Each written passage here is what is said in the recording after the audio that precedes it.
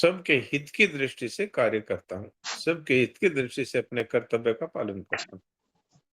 न मे पार्थास्ति कर्तव्यम त्रिषु लोकेषु किंचन नानवाप्तव्यम कर्तव्य च कर्मणि। ये 22वां श्लोक जो अभी पढ़ा था अजय भाई जी ने। हे पार्थ, मुझे तीनों लोकों में न तो कुछ करने योग्य अर्थात कर्तव्य है, न कोई प्राप्त होने योग्य वस्तु है, और फिर भी मैं कर्तव्य कर्म में ही लगा रहता हूं। अब भगवान के लिए कौन सा कर्तव्य बाकी रह गया? एक ही कर्तव्य है कि तीनों लोगों का हित कैसे हो, यही भगवान का कर्तव्य है। अवतार लेकर के भी वो यही करते हैं और अवतार न लेकर के भी वो यही करते हैं। अपने लिए कोई कर्तव्य न होने भगवान केवल दूसरों के हित के लिए अवतार लेते हैं। साधु पुरुषों का उद्धार और पापी पुरुषों का विनाश तथा धर्म की स्थापना, इसके लिए कर्म करते हैं। अवतार के अलावा भी भगवान सृष्टि रचना जीव मात्र के उद्धार के लिए करते हैं, और ये स्वर्ग लोग और नरक 84 लाख योनियां, ये सब भी इसीलिए है। इसीलिए इन सब की व्यवस्था करते हैं कि लोग पुण्य करें, पाप न करें, और इससे भी अधिक पुण्य और पाप से ऊंचे उठ करके अपने कल्याण के लिए वो कार्य करें, अर्थात बिना कुछ चाहे सबकी सेवा करें। तो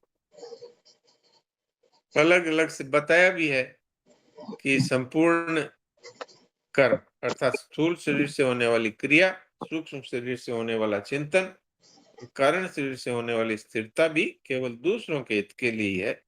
इस तरह से कर्म करें, और वास्तव में अपने लिए फल चाहने का कोई मतलब भी नहीं है। ये बात साफ साफ यहाँ पर महाराज जी ने बताई है।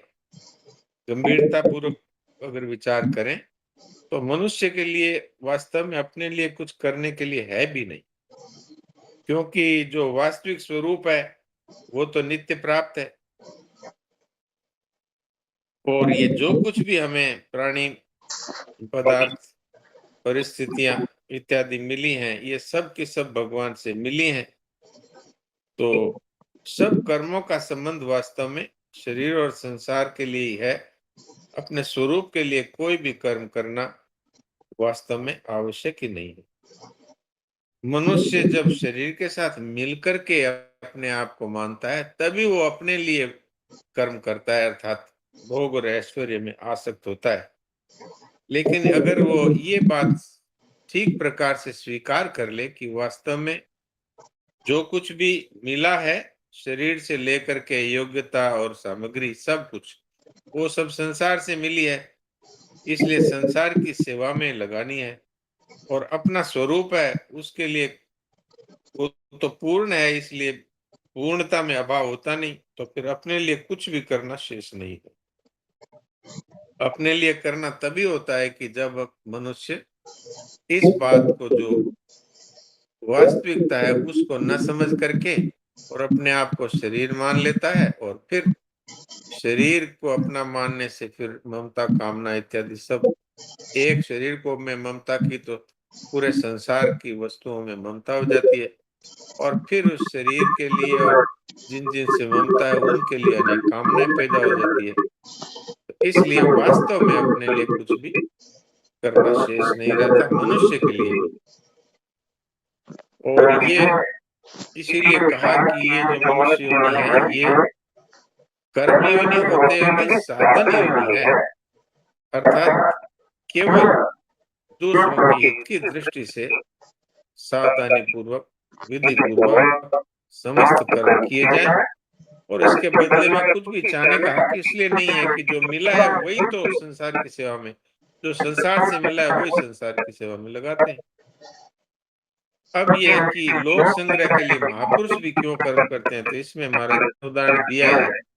जैसे इंजन है, उसके पहिए चलते हैं, लेकिन जो डिब्बे पीछे जुड़े हुए हैं वो इंजन के पीछे पीछे चलते हैं, अर्थात अनुसरण करते हैं। इसी तरह महापुरुष जब निष्काम भाव पूर्वक सबके हित की दृष्टि से कार्य करते हैं तो दूसरे लोग भी उनके अनुसरण करते हैं और फिर जो कुछ भी वो शिक्षा देते हैं उसके अनुसार भी लोग करते हैं। तो भगवान सदैव कर्तव्य परायण रहते हैं, महापुरुष भी सदैव कर्तव्य परायण रहते हैं। इसलिए यदि हम भी जैसे महापुरुष केवल सबके हित की दृष्टि से बिना कुछ चाहे कार्य करते हैं और भगवान तो ऐसा करते ही हैं, तो हम भी भगवान की और महापुरुषों की तरह ही, भगवान ने तो यहाँ तक कह दिया कि इस तरह से जो सबकी सेवा करते हैं, लोक संग्रह के लिए ही कर्म करते हैं, वो मम साधन मागता, अर्थात वो मेरी सधर्मता को प्राप्त हो जाते हैं। तो ये कुछ मूल बातें हम पे ये बातचीत जो भाव आया साहब से वहां रख दिया। अब आप में से कोई अगर प्रश्न करना चाहें तो अभी करें, नहीं तो फिर अजय जी आगे बढ़े।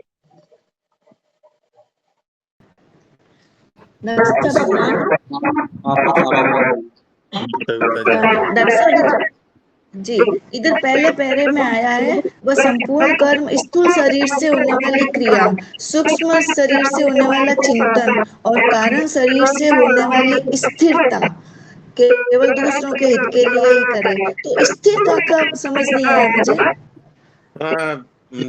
स्थिरता का अर्थ है कि जब आप चिंतन और ध्यान में गहरे उतर जाते हैं तो चित्त है वो स्थिर हो जाता है। समाधि तक की जितनी भी क्रियाएं हैं वो अपने लिए न करें। स्थिरता का मतलब यह समाधि पर्यंत जितनी भी है ध्यान, चिंतन, ध्यान, स्मरण और समाधि तक सारी क्रियाएं हैं वो केवल संसार के हित के लिए करें, ये तात्पर्य। अच्छा, जी जी, आया प्रणाम। जी प्रणाम।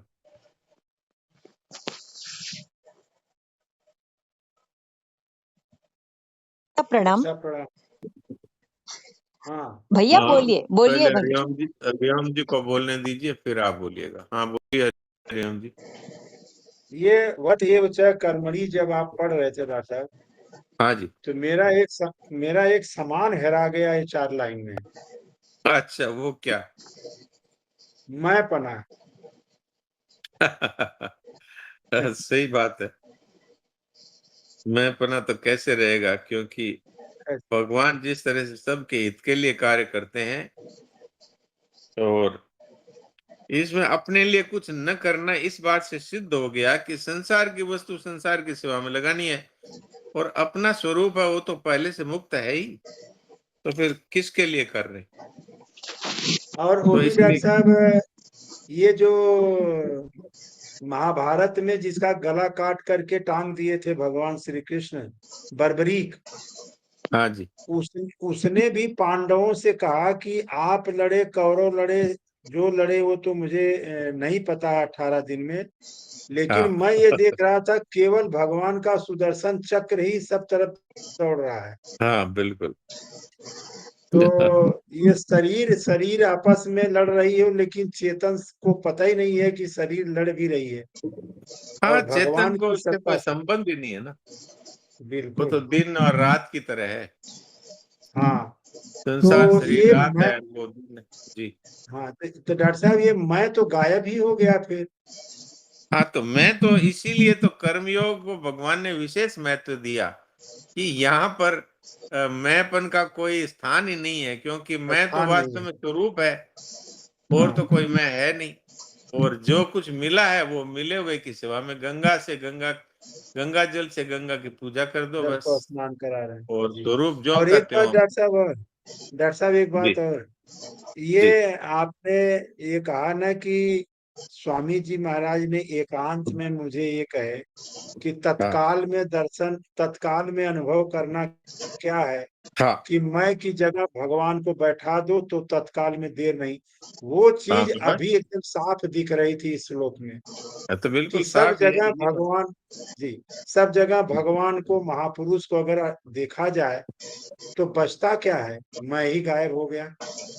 हाँ, तो ना वासुदेव स्वरूप ना का भी स्थूल यही शरीर की सिद्धांत है। क्रिया, जी, न स्थूल शरीर की क्रिया, न सूक्ष्म शरीर का चिंतन, न कारण शरीर अज्ञान का समाधि तक की यात्रा, ये सब प्रकृति में खाली अनायास हो रहा है।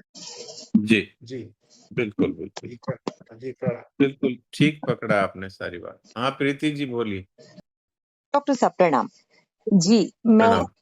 मैंने अभी सुना कि कारण शरीर की स्थिरता वो भी हमको संसार के हित के लिए ही करनी है। तो ये हाँ कारण शरीर जैसे प्राणायाम वगैरह ध्यान करते हैं तो बहुत उसके रिजल्ट के स्वरूप में बहुत ऐसे शांति तो फील होती है डॉक्टर साहब। तो मैंने स्वामी जी के प्रवचन में कभी ध्यान के संदर्भ में नहीं सुना, सो प्लीज मुझे बताएं। नहीं, ध्यान की बात है और सेठ जी तो साकार का ध्यान करने की बात कहते थे। सेठ जी तो ये कहते थे कि भाई भगवान विष्णु हैं तो उनका ऐसा स्वरूप है, उनका ऐसा उनका मुखमंडल है, उनकी ऐसी भुजाएं हैं, उनका ऐसा वक्षस्थल है, ऐसे उन्होंने वक्षस्थल पे ये मालाएं धारण कर रखी है और हाथ में गदा है, शंख है, पद्म है, चक्र है। इस तरह से ध्यान करने का साकार रूप की बात कहते थे। और निर्गुण का ध्यान की बात भी कहते थे। अचिंत्य का ध्यान, अचिंत्य का ध्यान कैसे होता था कि सारा संसार असत है इसलिए इसका अभाव हो गया और केवल अपना स्वरूप है वही ज्यों का त्यों है। तो उनका एक अचिंत्य के ध्यान में जिनको महाराज जी शुभ साधन करते थे, जिसको सन्नान जी महाराज मुख सत्संग कहते हैं, वो सारा का एक ही बात है। तो उसमें वो एक मंत्र प्रयोग करते थे सेठ जी, अड़ंग बड़ंग स्वाहा, अर्थात जितना असत है वो सब का सब अभाव है उसका। भगवान ने भी कहा है गीता के दूसरे अध्याय के 16वें श्लोक में, असत भाव न विद्यते। जो नित्य परिवर्तनशील नाशवान शरीर संसार घटना परिस्थितियां जो कुछ भी है सब की सब असत होने से अभाव रूप है, इसलिए इन सब का अभाव हो गया। तो फिर एक केवल परमात्म तत्व अथवा आत्म तत्व ही रह गया। इस तरह से चिंतन रहित अवस्था है, इस अवस्था को ध्यान कहा जा सकता है। तो निर्गुण का ध्यान इस तरह का है और सगुण का ध्यान उस तरह का है जिसमें भगवान की सगुण साकार मूर्ति का ध्यान किया जाता है। इसी की जब गाढ़ अवस्था हो जाती है, जब शरीर का ध्यान ही नहीं रहता, और ऐसी गाढ़ अवस्था को समाधि कह सकते हैं। तो समाधि है वो एक प्रकार से वो भी समाधि तक सब कुछ शरीर के द्वारा ही हो रहा है, वो कारण शरीर की स्थिरता बताई गई है। और चिंतन है ये मन बुद्धि इत्यादि से होता है अंतःकरण से, इसलिए इसको सूक्ष्म शरीर के लिए ध्यान कहा गया। और जो हाथ पांव आंख नाक कान के द्वारा जो क्रियाएं होती है ये सारी की सारी क्रिया स्थूल शरीर के द्वारा हुई। तो ये तीनों की बात है। मुझे समाधि का कोई अनुभव नहीं है इसलिए मैं इस विषय में बहुत ज्यादा जानता भी नहीं हूँ, लेकिन जो संतों से सुनी है वो बात आपकी सेवा में रखी। जी हाँ डॉक्टर साहब, ये आजकल इतना सुनते हैं प्राणायाम कुंभक ये सो सब में ये ये शरीर की क्रियाएं ही हैं। जी इसको योग नाम से कहा है, लेकिन ये वास्तव में सब शरीर की क्रियाएं हैं। योग तो वास्तव में गीता के अनुसार है, वो है परमात्मा के साथ अपनी एक अपनी समीपता, अत्यंत समीपता अथवा परमात्मा से जुड़ना। वास्तव में तो योग ये है, गीता समता को योग मानती है, गीता परमात्मा के साथ अत्यंत निकटता को योग मानती है। लेकिन वो जो प्राणायाम है जो इत्यादि जो बताए जाते हैं ये सब शारीरिक क्रियाएं ही हैं। तो इसी को इसी तरह समझना चाहिए। जी जी प्रणाम जी डॉक्टर साहब, धन्यवाद बहुत बहुत। प्रणाम। डॉक्टर साहब प्रणाम। प्रणाम। डॉक्टर साहब, आज मनुष्य जानता है, भगवान को इतना मानता है, फिर भी वो अपने कर्तव्य से क्यों डिग जाता है आजकल, ये समझ में नहीं आ रहा। हाँ उसमें तो मूल कारण बताया है, जब तक मनुष्य संसार को सच्चा मानता है तब तक वो भोग और ऐश्वर्य में लगा रहता है। इसलिए कबीर मनवा एक है भावे जहां लगाए, भावे हरि की भक्ति कर भावे विषय कमाए। तो इसलिए भगवान ने ये कहा कि अन्य सबका आश्रय छोड़कर केवल जो मेरे में लग जाता है उसके लिए मैं सुलभ होता हूँ। तो आजकल और अनादिकाल से ही जिनको सत्संग नहीं मिला है, जिनकी तीव्र अभिरुचि नहीं है परमात्मा की प्राप्ति में, वो तो सब भोगों में लगे हुए हैं, इसलिए भगवान को भूल जाते हैं। जी, ठीक है। नारायण। नारायण हाँ नारायण। ये आशय जो प्रश्न 13 का है, जो प्रमाण वाली आशय वाली बात आई ना, तो ये प्रमाण तो ऐसे है जैसे हमने कोई बात प्रमाण ली है कि हमने पक्का कर लिया है, ऐसे कि हमने प्रमाण दे दिया कि जैसे भगवान की प्राप्ति करनी है, तो ये प्रमाण हमारे हिसाब से बता रहे अपनी समझ में। आचरण क्या हुआ? आचरण ये हुआ कि जैसे भगवान के सब चल रहे हैं गुरु में, जो शब्द है उनको हमें आचरण में लाना है। जी होगा, इसका क्या होगा समझ में नहीं आई मेरे को। नहीं, आचरण का तात्पर्य ये है कि हम जैसे ये कहते हैं कि भाई हमें सबका हित करना चाहिए और हम करते नहीं है, और हम कहते ये हैं कि सब प्रकार की इच्छाओं का त्याग करना चाहिए, लेकिन हम धन को चाहते हैं, मान को चाहते हैं, बड़ाई को चाहते हैं। तो वास्तव में आचरण का तात्पर्य ये है कि जो हम सही समझते हैं उसके अनुसार हमारा जीवन होता है, उसके अनुसार ही हमारा क्रियाएं, उसके अनुसार ही हमारा चिंतन, उसके अनुसार ही होता है, वो वास्तव में सही आचरण है। तो उस आचरण का प्रभाव पड़ता है बहुत ज्यादा। अगर हम एक डॉक्टर है, वो खुद सिगरेट पी रहा है और फिर रोगी से कह रहा है कि सिगरेट पीने से फेफड़ों में कैंसर हो जाता है, इसलिए इसको बंद करो, तो उसका कितना प्रभाव पड़ेगा?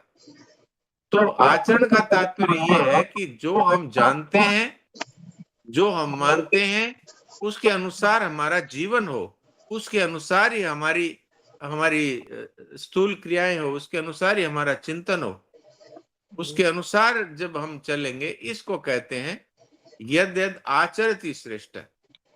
वो बातें तो बहुत ऊंची ऊंची कहते हैं, लेकिन खुद की जो आचरण है, जो स्थितियां हैं, वो ऐसी है कि वो उनसे मेल नहीं खाती, तो उसका प्रभाव नहीं पड़ेगा। इसलिए भगवान ने कहा आचरण का प्रभाव डबल पड़ता है। यद यद 2 बार कहा, तत् तत्, जैसा जैसा वो आचरण करते हैं उसी उसी के अनुसार लोग चलते हैं, अनुसरण करते हैं। तो ये आचरण इसको कहा। और प्रमाण तो दे रहे हैं बड़े बड़े शास्त्रों के, लेकिन खुद का जीवन है वो वैसा है नहीं, तो फिर उसका प्रभाव नहीं पड़ेगा। तो इसलिए ये भगवान ने ये बात कही है। जी जी नारायण, समझ में आ गई, धन्यवाद बहुत बहुत। नारायण। नारायण। डॉक्टर साहब अभी जो हरिओम जी है डॉक्टर साहब, अभी जो बर्बरिक के विषय में बात आई थी, हाँ तो जी। मेरी जिज्ञासा है उसके विषय में ना थोड़ा जानने की। मुझे ना कहीं से मटेरियल मिलता नहीं है उसका। अगर किसी को पता हो कि महाभारत में या किसी और शास्त्र में उसके विषय में कुछ जानकारी है तो मैं वो चाहता। नहीं, वो हमने तो जैसा सुना है, बाकी तो महाभारत में आप डिटेल में पढ़ करके जान सकते हैं। हमने जैसा सुना है कि वो जो भीम का बेटा था, वो घटोत्कच, तो वो उसको इस तरह की आज्ञा दी थी भगवान ने कि भाई तुम घटोत्कच का बेटा, घटोत्कच का बेटा है, घटोत्कच का बेटा है बर्बरी, वो बर्बरी का। तो मुझे इस विषय में कोई जानकारी नहीं है, कोई जानकार से चलो मुझे लगा कि कहीं कोई मटेरियल है स्टडी के लिए, तो मैं वही जानना चाहता। अगर है तो ठीक है, नहीं तो कोई बात नहीं। हाँ, तो हरिओम जी वगैरह जो कोई जानते हो तो बताएं सब।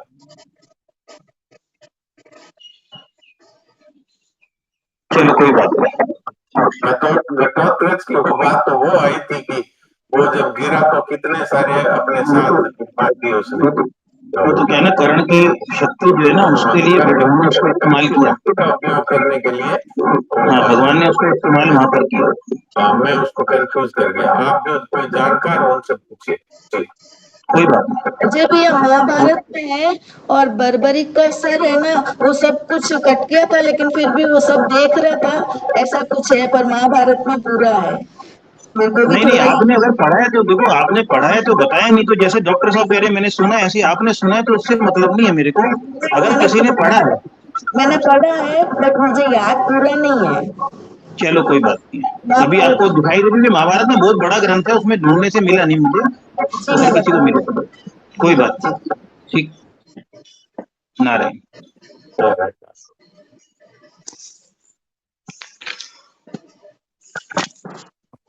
तो आगे के श्लोक शुरू कर लें हम। अभी तो संख्या समाधान हो गई जी, तो श्लोक संख्या 23 और 24 एक साथ है। नृतः मम वर्त्मानुवर्तन्ते मनुष्यः पार्थ सर्वशः उत्सीदेयुरिमे लोका न कुर्यां कर्म चेदहम् शंकरस्य च कर्ता स्यामुपहन्यामि महाप्रजः। क्योंकि हे पार्थ, अगर मैं किसी समय सावधान होकर कर्तव्य कर्म ना करूं तो बड़ी हानि हो जाए, क्योंकि मनुष्य सब प्रकार से मेरे ही मार्ग का अनुसरण करते हैं। मम वर्तमान वर्तन्ते मनुष्य पार्थ सर्वशः, यही लाइन चौथे अध्याय के 11वें श्लोक में भी आई। यदि मैं कर्म न करूं तो ये सब मनुष्य नष्ट भ्रष्ट हो जाएं और मैं वर्ण संकरता को करने वाला हूं तथा इस समस्त प्रजा को नष्ट करने वाला बनूं। व्याख्या। 22वें श्लोक में भगवान ने अन्वय रीति से कर्तव्य पालन की आवश्यकता का प्रतिपादन किया और इन श्लोकों में भगवान व्यतिरेक रीति से कर्तव्य पालन न करने से होने वाली हानि का प्रतिपादन करते हैं। यदि हेयम न वर्तेयम यातु कर्मण्यतन्द्रितः, पूर्व श्लोक में आए वर्त एव च कर्मणि पदों की पुष्टि के लिए यहाँ ही पद आया है। भगवान कहते हैं कि मैं सावधानी पूर्वक कर्म न करूं ऐसा हो ही नहीं सकता, परंतु यदि ऐसा मान लें कि मैं कर्म न करूं, इस अर्थ में भगवान ने यहाँ यदि जातु पदों का प्रयोग किया है। 216 लेफ्ट साइड में सबसे नीचे का फिर अतंद्रितः पद का तात्पर्य यह है कि कर्तव्य कर्म करने में आलस्य और प्रमाद नहीं करना चाहिए, अपितु उन्हें बहुत सावधानी और तत्परता से करना चाहिए। सावधानी पूर्वक कर्तव्य कर्म न करने से मनुष्य आलस्य और प्रमाद के वश में होकर अपना अमूल्य जीवन नष्ट कर देता है। कर्मों में शिथिलता, आलस्य, प्रमाद न लाकर उन्हें सावधानी एवं तत्परता पूर्वक करने से ही कर्मों से संबंध विच्छेद होता है। जैसे वृक्ष की कड़ी टहनी जल्दी टूट जाती है, पर जो अधूरी टूटने के कारण लटक रही है, ऐसी शिथिल ढीली टहनी जल्दी नहीं टूटती। ऐसे ही सावधानी एवं तत्परता पूर्वक कर्म करने से कर्मों से संबंध विच्छेद हो जाता है और आलस्य, प्रमाद पूर्वक, शिथिलता पूर्वक कर्म करने से कर्मों से संबंध विच्छेद नहीं होता। इसलिए भगवान ने 19वें श्लोक में समाचार पद का तथा इस श्लोक में अतीन्द्रितः पद का प्रयोग किया है। अगर किसी कर्म की बार बार याद आती है,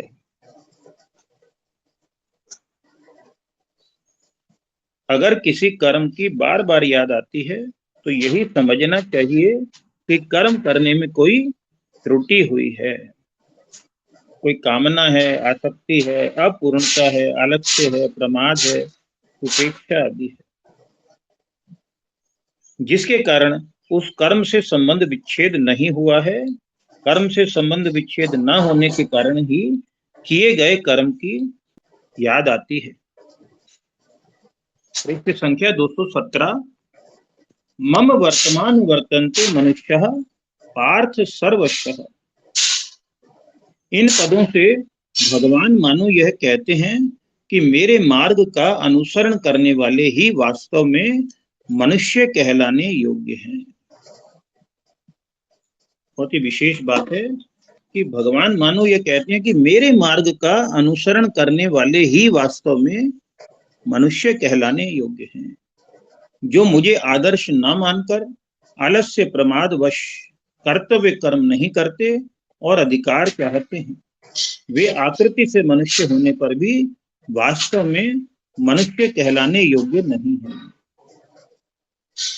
इसी अध्याय के 21वें श्लोक में भगवान ने कहा था कि श्रेष्ठ पुरुष के आचरण और प्रमाण यद यद आचरति श्रेष्ठ, श्रेष्ठ पुरुष के आचरण और प्रमाण के अनुसार सब मनुष्य उनका अनुसरण करते हैं। और इस श्लोक में भगवान कहते हैं कि मनुष्य सब प्रकार से मेरे मार्ग का अनुसरण करते हैं। इसका तात्पर्य यह है कि श्रेष्ठ पुरुष तो एक ही लोक मनुष्य लोक में आदर्श पुरुष हैं, पर मैं तीनों ही लोकों में आदर्श पुरुष हूं। मनुष्य को संसार में कैसे रहना चाहिए यह बताने के लिए भगवान मनुष्य लोक में अवतरित होते हैं। संसार में अपने लिए रहना ही नहीं, यही संसार में रहने की विद्या है। संसार वस्तुतः एक विद्यालय है जहां हमें कामना, ममता, स्वार्थ आदि के त्याग पूर्वक दूसरों के हित के लिए कर्म करना सीखना है और उसके अनुसार कर्म करके अपना उद्धार करना है। संसार के सभी संबंधी एक दूसरे की सेवा हित करने के लिए ही है। इसलिए पिता, पुत्र, पति, पत्नी, भाई, बहन आदि सबको चाहिए कि वे एक दूसरे के अधिकार की रक्षा करते हुए अपने अपने कर्तव्य का पालन करें और एक दूसरे की ये खास बात है, एक दूसरे के कल्याण की चेष्टा करें। कुछ ऐसी बात शायद भागवत में भरत जी के विषय में आई थी कि भरत जी ने अपने पुत्रों को बिठा करके शिक्षा दी, तो वहां पर ये बात आई है कि संसार के संबंध, सभी संबंध एक दूसरे को भगवान में लगाने के लिए, ऐसा मुझे ध्यान आ रहा है, महाराज जी की वाणी में आया है। पृष्ठ संख्या 217 लेफ्ट साइड में नीचे। उत्सी दे यूरी में लोका न कुर्याम कर्म चेदहम। भगवान ने 23वें श्लोक में यदि ह्यहम न वर्तेयम जातु कर्मण्य तंत्रितः पदों से कर्मों में सावधानी न रखने से होने वाली हानि की बात कही। अब इस 24वें श्लोक में उपर्युक्त पदों से कर्म न करने से होने वाली हानि की बात कहते हैं। यद्यपि ऐसा हो ही नहीं सकता कि मैं कर्तव्य कर्म ना करूं, तथापि यदि ऐसा मान लिया जाए, इस अर्थ में भगवान ने यहाँ चेत पद का प्रयोग किया है। इन पदों का तात्पर्य है कि मनुष्य की कर्म न करने में भी आसक्ति नहीं होनी चाहिए। दूसरे अध्याय का 47वां श्लोक। कर्मण्यवाधिकारस्तु मा ते संगोस्त्व कर्मणि। मनुष्य की कर्म न करने में भी आसक्ति नहीं होनी चाहिए। इसलिए भगवान अपना उदाहरण देते हुए कहते हैं कि मेरे लिए कुछ भी प्राप्तव्य न होने पर भी मैं कर्म करता हूं। यदि मैं जिस वर्ण, आश्रम आदि में मैंने अवतार लिया है उसके अनुसार यदि मैं अपने कर्तव्य का पालन न करूं तो संपूर्ण मनुष्य नष्ट भ्रष्ट हो जाएं, अर्थात उनका पतन हो जाए।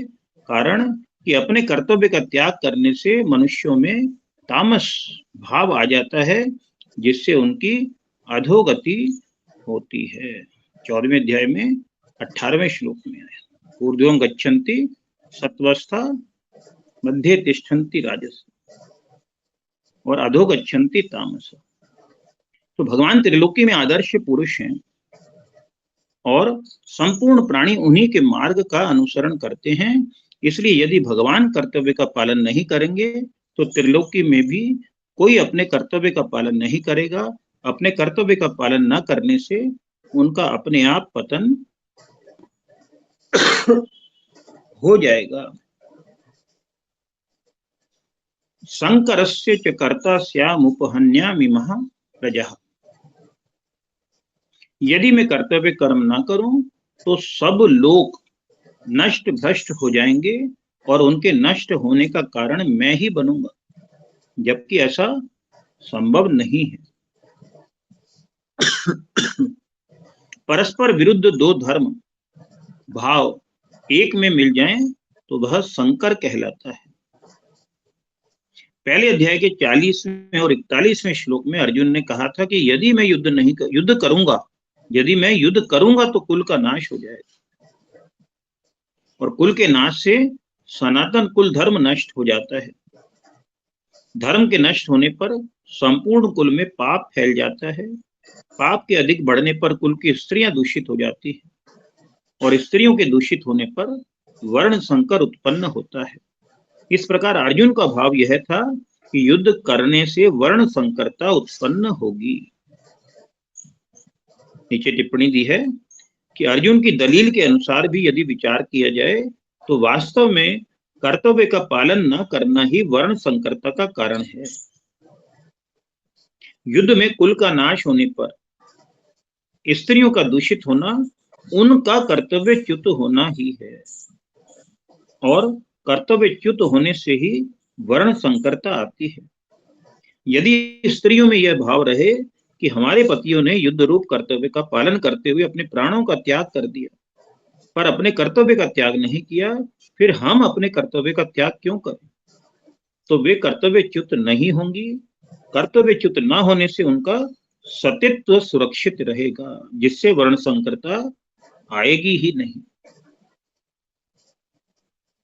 परंतु यहाँ भगवान उससे विपरीत बात कहते हैं कि युद्ध रूप कर्तव्य कर्म न करने से वर्ण संकरता उत्पन्न होगी। इस विषय में भगवान अपना उदाहरण देते हैं कि यदि मैं कर्तव्य कर्म न करूं तो कर्म, धर्म, उपासना, वर्ण आश्रम आदि, जाति आदि सब में स्वतः संकरता आ जाएगी। तात्पर्य यह है कि कर्तव्य कर्म न करने से ही संकरता उत्पन्न होती है। इसलिए यहाँ भगवान अर्जुन से मानो यह कहते हैं कि तू युद्ध रूप कर्तव्य कर्म न करने से ही वर्ण संकर उत्पन्न करने वाला बनेगा, न कि युद्ध करने से, जैसा कि तू मानता है। पृष्ठ संख्या 218। विशेष बात, अर्जुन के मूल प्रश्न मुझे घोर कर्म में क्यों लगाते हैं, उसका उत्तर भगवान 22, 23 और 24 तीन श्लोकों में अपने उदाहरण से देते हैं कि मैं तुम्हें ही कर्म में लगाता हूं, ऐसी बात नहीं है, प्रत्युत मैं स्वयं भी कर्म में लगा रहता हूं, जबकि वास्तव में मेरे लिए त्रिलोकी में कुछ भी कर्तव्य एवं प्राप्तव्य नहीं है। भगवान अर्जुन को इस बात का संकेत करते हैं कि अभी इस अवतार में तुमने भी स्वीकार किया और मैंने भी स्वीकार किया कि तू रथी बने और मैं सारथी बनूं। तो देख, क्षत्रिय होते हुए भी आज मैं तेरा सारथी बना हुआ हूं, और इस प्रकार स्वीकार किए हुए अपने कर्तव्य का सावधानी और तत्परता पूर्वक पालन कर रहा हूं। मेरे इस कर्तव्य पालन का भी त्रिलोकी पर प्रभाव पड़ेगा, क्योंकि मैं त्रिलोकी में आदर्श पुरुष हूं। समस्त प्राणी मेरे ही मार्ग का अनुसरण करते हैं। इस प्रकार तुम्हें भी अपने कर्तव्य कर्म की उपेक्षा न करके मेरी तरह उसका सावधानी एवं तत्परता पूर्वक पालन करना चाहिए। नारायण नारायण। नारायण नारायण। हाँ जी डॉक्टर साहब, थोड़ा सार से बता दो। मैं अभी रुक जाओ, अभी मैं आपसे अलग से करूंगा बात। अभी रुक जाओ, पहले इसी इन लोगों पे चर्चा हो। ओके। तो यहाँ पर भगवान अपना उदाहरण दे करके ये बात आगे बढ़ा रहे हैं 22वें श्लोक में भी अपना उदाहरण दिया कि मेरा कुछ भी कर्तव्य नहीं है तीनों लोकों में, फिर भी, और मुझे कुछ भी प्राप्त करने योग्य भी नहीं है, फिर भी मैं अपने कर्तव्य का पालन कर रहा हूँ। यहाँ 23वें 24वें श्लोक में भी इसी बात को कह रहे कि यदि मैं आलस्य रहित होकर के कर्मों का ठीक प्रकार से सबके हित में पालन न करूं, तो मेरा ही अनुसरण करने वाले होने से मैं सब मनुष्यों को नष्ट भ्रष्ट करने वाला बनूं, अर्थात मैं वास्तव में उन सबको कर्तव्यच्युत करने वाला बन जाऊंगा। और इस तरह से मैं वर्ण संकरता को करने वाला और समस्त प्रजा को नष्ट करने वाला बन जाऊंगा। तो उत्स्य देर में लोकान न कुर्याम कर्म चेदहम संकृष्य कर्ता श्याम उपन्या मम उपन्या मीमा प्रजा। तो भगवान खुद कहते हैं कि यदि मैं किसी भी समय सावधान होकर कर्तव्य कर्म न करूं, हालांकि ये संभव नहीं है, लेकिन फिर भी मान लें थोड़ी देर के लिए, तो बड़ी हानि हो जाएगी, क्योंकि सब मनुष्य सब प्रकार से मेरे ही मार्ग का अनुसरण करते हैं। यदि मैं आलस्य रहित होकर सबके हित में कर्तव्य कर्म न करूं, तो ये सब मनुष्य नष्ट भ्रष्ट हो जाएंगे और मैं खुद इनके नष्ट भ्रष्ट करने वाला बनूंगा। तो यहाँ पर भगवान अपना उदाहरण देकर के ये बात इसलिए कह रहे हैं कि वास्तव में अपने परिवार में भी देखा जाए तो आप देखो, जिनके माता पिता दादा इत्यादि वो यदि बुरी आदतों के शिकार है, जैसे मेरा तो बहुत काम पड़ता है, यहाँ मैं रोगियों को देखता हूँ, तो जिनके दादा और पिताजी शराब पीते थे, उनके बच्चे भी शराब पी रहे, क्योंकि उन्होंने जैसा उनका आचरण देखा है उसके अनुसार ही उन्होंने अपना जीवन बनाया। बहुत से छोटे छोटे बच्चे हैं, वो बीड़ी पी रहे हैं, सिगरेट पी रहे हैं, क्योंकि उनके बाप दादा वही करते आए हैं।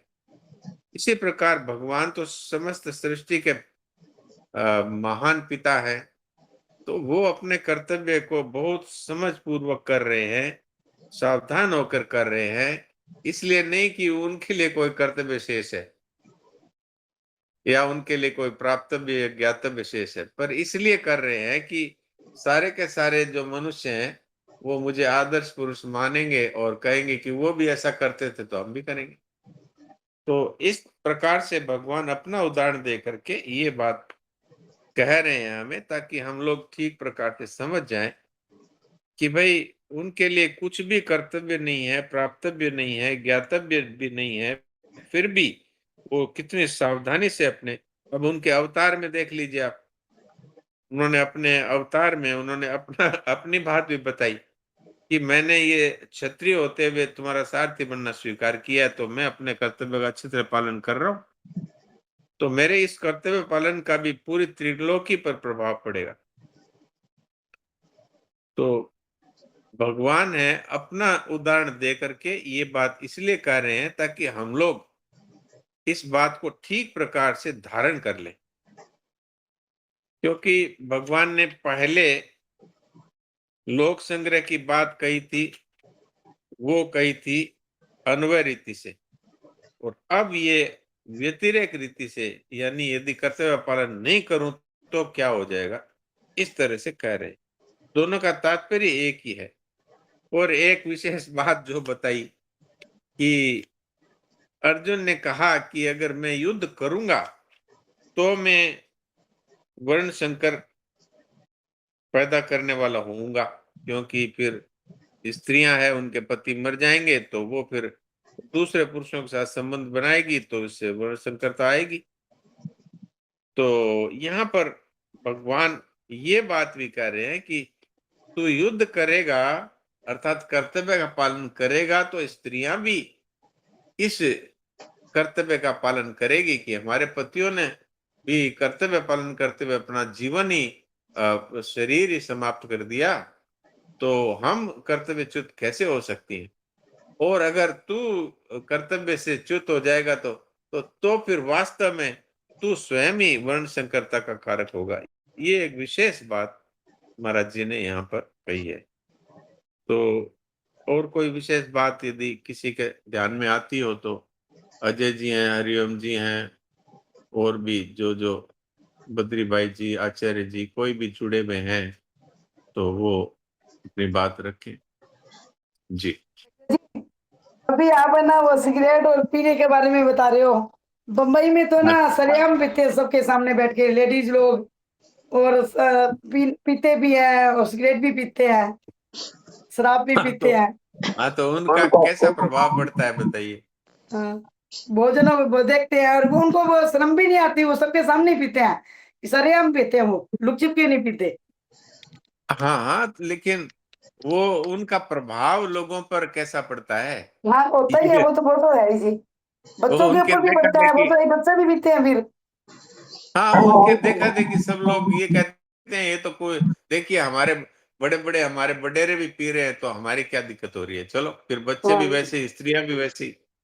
तो इसलिए भगवान ये बात कह रहे हैं ना कि भाई अपने बहुत सावधानी होकर, जैसे मैं कर्तव्य कर्मों में लगा हुआ हूँ, सबके हित की दृष्टि से ऐसे ही कार्य करता हूँ जो करने चाहिए, जो शास्त्रों में जो मेरे ही द्वारा बनाए हुए शास्त्र हैं उनका मैं स्वयं भी पालन करता हूँ। तो ये बात ही है। जी।